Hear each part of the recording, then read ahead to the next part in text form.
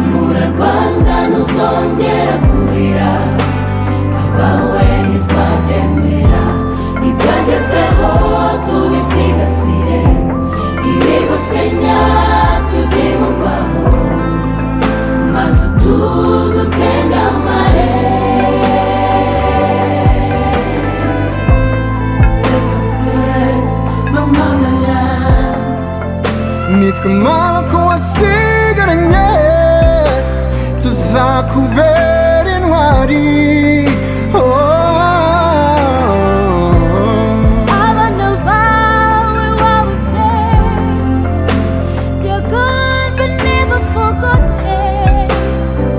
Ikibi cyabo nitwe tuzacyusa, niyo mpamvu twahisemo kudaheranwa n'agahinda, urwacu tururinda.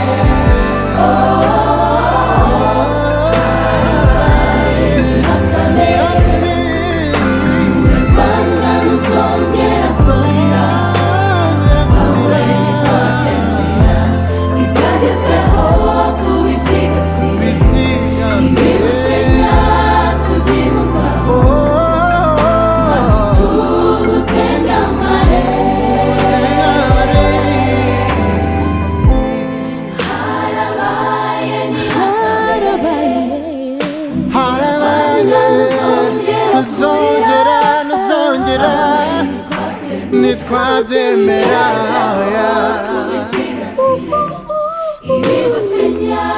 tubyimurka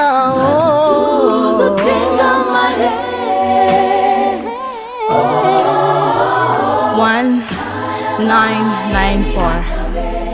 The vibration of the rain in my vein, screaming of babies, black shades on the church's skin, sounds of bullets on the echo. Then I ask, what would happen when someone who's supposed to protect is the one who is killing?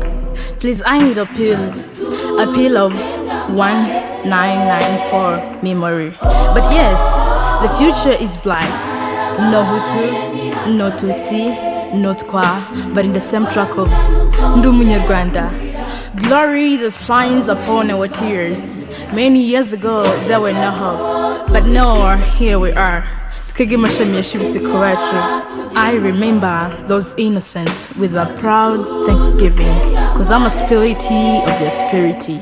Falling in the cause of the free, as the stars that shall be bright, as the stars that shall be starting in the darkness. To the end we remain.